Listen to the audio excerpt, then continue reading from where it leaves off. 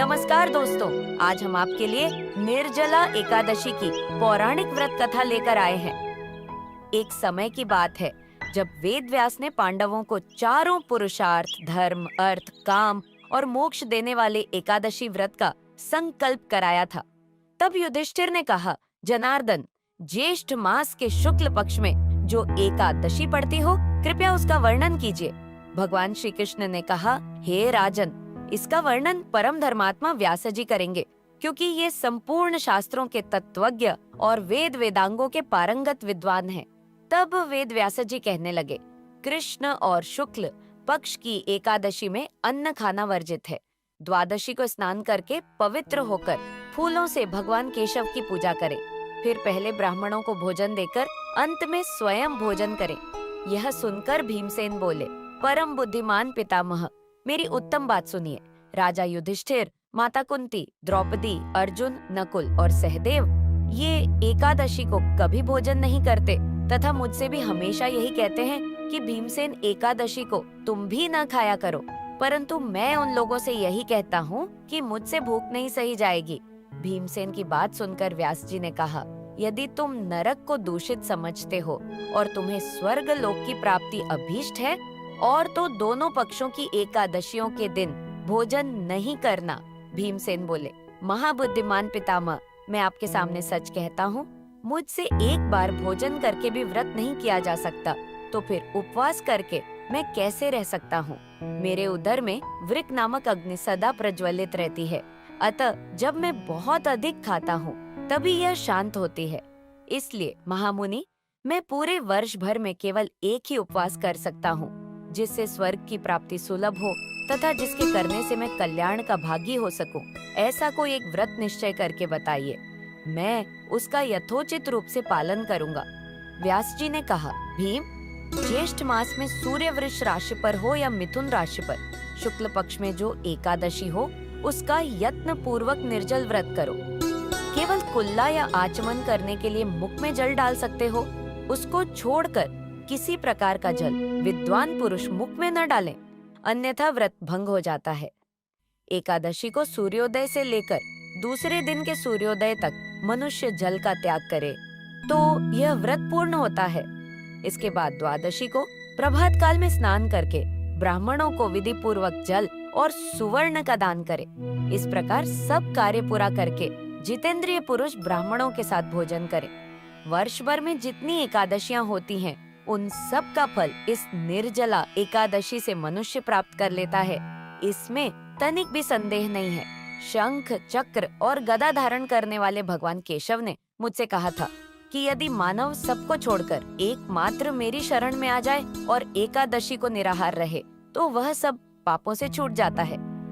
कुंती नंदन, निर्जला एकादशी के दिन श्रद्धालु स्त्री पुरुषों के लिए जो विशेष दान और कर्तव्य विहित है, उन्हें सुनो। उस दिन जल में शयन करने वाले भगवान विष्णु का पूजन और जलमयी धेनु यानी पानी में खड़ी गाय का दान करना चाहिए। सामान्य गाय या घी से बनी गाय का दान भी किया जा सकता है।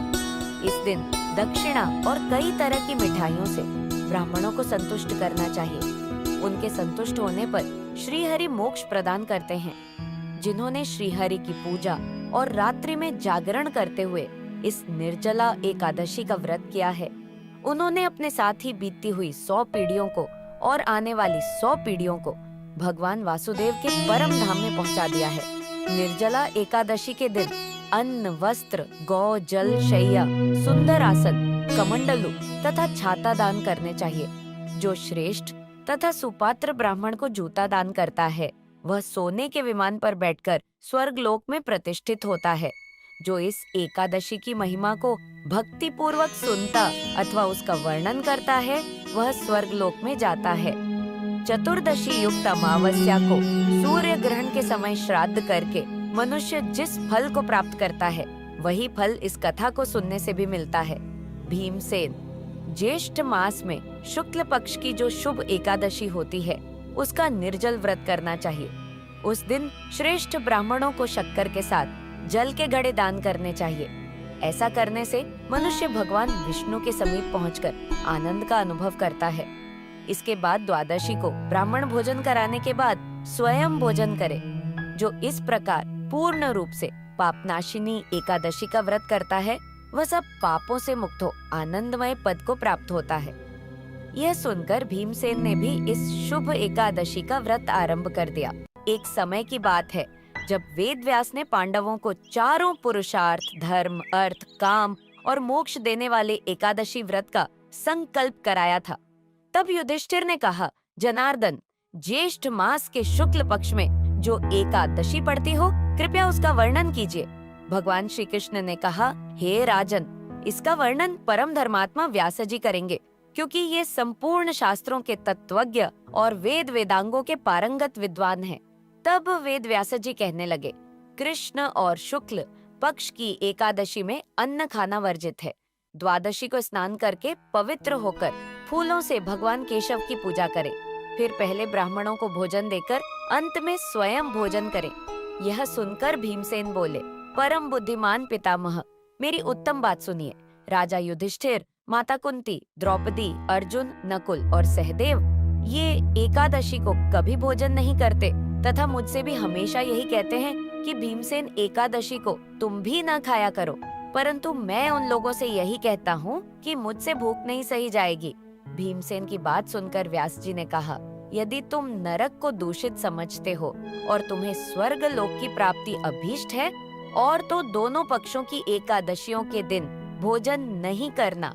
भीमसेन बोले, महाबुद्धिमान पितामह, मैं आपके सामने सच कहता हूँ, मुझसे एक बार भोजन करके भी व्रत नहीं किया जा सकता, तो फिर उपवास करके मैं कैसे रह सकता हूँ।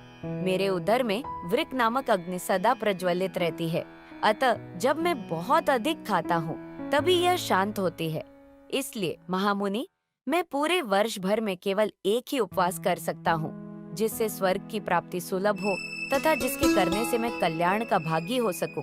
ऐसा कोई एक व्रत निश्चय करके बताइए, मैं उसका यथोचित रूप से पालन करूंगा। व्यास जी ने कहा, भीम, ज्येष्ठ मास में सूर्य वृष राशि पर हो या मिथुन राशि पर, शुक्ल पक्ष में जो एकादशी हो, उसका यत्न पूर्वक निर्जल व्रत करो।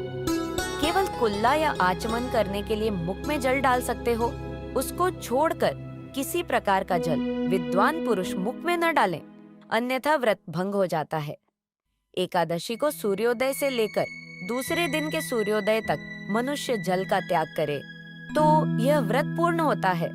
इसके बाद द्वादशी को प्रभात काल में स्नान करके ब्राह्मणों को विधि पूर्वक जल और सुवर्ण का दान करे। इस प्रकार सब कार्य पूरा करके जितेंद्रिय पुरुष ब्राह्मणों के साथ भोजन करे। वर्ष भर में जितनी एकादशियां होती हैं, उन सब का फल इस निर्जला एकादशी से मनुष्य प्राप्त कर लेता है, इसमें तनिक भी संदेह नहीं है। शंख, चक्र और गदा धारण करने वाले भगवान केशव ने मुझसे कहा था कि यदि मानव सबको छोड़कर एकमात्र मेरी शरण में आ जाए और एकादशी को निराहार रहे, तो वह सब पापों से छूट जाता है। कुंती नंदन, निर्जला एकादशी के दिन श्रद्धालु स्त्री पुरुषों के लिए जो विशेष दान और कर्तव्य विहित है, उन्हें सुनो। उस दिन जल में शयन करने वाले भगवान विष्णु का पूजन और जलमयी धेनु यानी पानी में खड़ी गाय का दान करना चाहिए। सामान्य गाय या घी से बनी गाय का दान भी किया जा सकता है। इस दिन दक्षिणा और कई तरह की मिठाइयों से ब्राह्मणों को संतुष्ट करना चाहिए। उनके संतुष्ट होने पर श्रीहरि मोक्ष प्रदान करते हैं। जिन्होंने श्रीहरि की पूजा और रात्रि में जागरण करते हुए इस निर्जला एकादशी का व्रत किया है, उन्होंने अपने साथ ही बीतती हुई 100 पीढ़ियों को और आने वाली 100 पीढ़ियों को भगवान वासुदेव के परम धाम में पहुंचा दिया है। निर्जला एकादशी के दिन अन्न, वस्त्र, गौ, जल, शैया, सुंदर आसन, कमंडलू तथा छाता दान करने चाहिए। जो श्रेष्ठ तथा सुपात्र ब्राह्मण को जूता दान करता है, वह सोने के विमान पर बैठकर स्वर्ग लोक में प्रतिष्ठित होता है। जो इस एकादशी की महिमा को भक्ति पूर्वक सुनता अथवा उसका वर्णन करता है, वह स्वर्ग लोक में जाता है। चतुर्दशी युक्त अमावस्या को सूर्य ग्रहण के समय श्राद्ध करके मनुष्य जिस फल को प्राप्त करता है, वही फल इस कथा को सुनने से भी मिलता है। भीमसेन, ज्येष्ठ मास में शुक्ल पक्ष की जो शुभ एकादशी होती है, उसका निर्जल व्रत करना चाहिए। उस दिन श्रेष्ठ ब्राह्मणों को शक्कर के साथ जल के घड़े दान करने चाहिए। ऐसा करने से मनुष्य भगवान विष्णु के समीप पहुंचकर आनंद का अनुभव करता है। इसके बाद द्वादशी को ब्राह्मण भोजन कराने के बाद स्वयं भोजन करे। जो इस प्रकार पूर्ण रूप से पापनाशिनी एकादशी का व्रत करता है, वह सब पापों से मुक्त हो आनंदमय पद को प्राप्त होता है। यह सुनकर भीमसेन ने भी इस शुभ एकादशी का व्रत आरंभ कर दिया।